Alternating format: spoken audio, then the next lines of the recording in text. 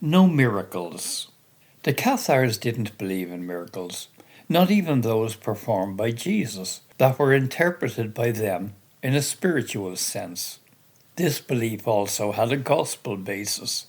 To the Pharisees who asked for a sign, Jesus had answered, "A wicked and adulterous generation seeks a sign." In the comedy, the word appears twice, the first to indicate the radiant face of Beatrice, while the second consists of a weighty and stark refutation of miracles. Let's see. After crossing the seven heavens, Dante finds himself in the heaven of the, page 227, fixed stars, and meets the three disciples of Jesus there, who in the Gospels have a privileged role, Peter, James, and John, who examine him on the three theological virtues. Peter questions him about faith, and at a certain moment asks him what reason he has for believing the two testaments to be divine speech, that is, inspired by God. Dante answers that the miracles are the proof that demonstrate the veracity of the account to him. At this point, Peter comments, "Say, who assures you that those works were real?" came the reply. "The very thing that needs proof, nothing else, attests these works to you." Paradise 24, 103 to 105. It certainly required a lot of courage to make no less than the Apostle Peter speak words so stinging, though logical, that put in doubt the miracles that are narrated in the Bible. But Dante was audacious, and he was aware of it, as he writes in the previous canto. "This is no crossing for a little bark, the sea that my audacious prow now cleaves, nor for a helmsman who would spare himself." Paradise 23, 67 to 69. There is then an extremely profound argument with which Dante not only denies the truth of the miracles, but theorizes their impossibility. There are laws of nature, an order that nothing, not even God, can alter. The miracles are, in fact, defined as something contrary to nature.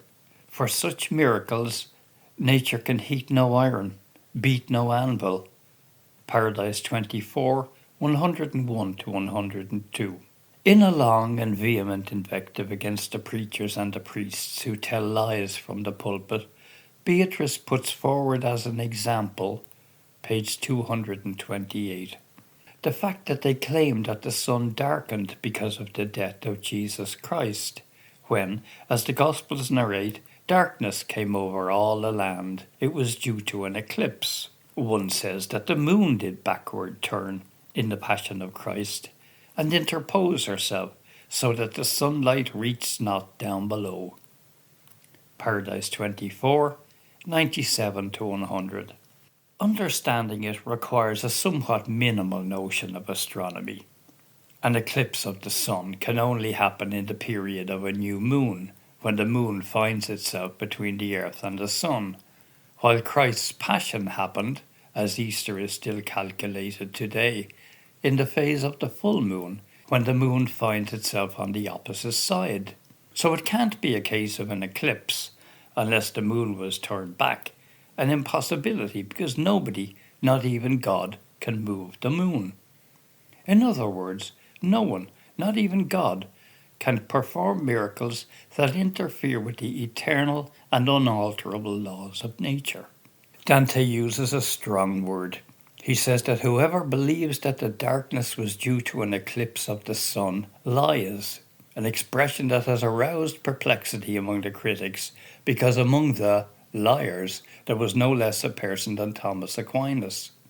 Moreover, even today the CEI translation speaks of eclipse, but only in the Gospel of Luke, because the sun had eclipsed, while the Latin text says, tenebrae facte sunt, and in the following line, et obscuratus est sol, darkness fell and the sun was darkened.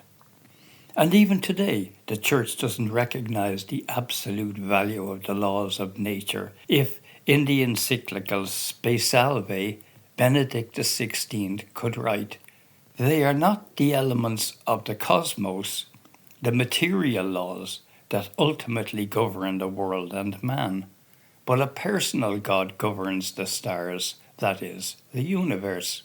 I don't believe this is Dante's thinking. I believe that it coincides rather with Simone Weil, who wrote, "The idea of proving the existence of God with the violations of the laws of nature can only arise from our sick minds."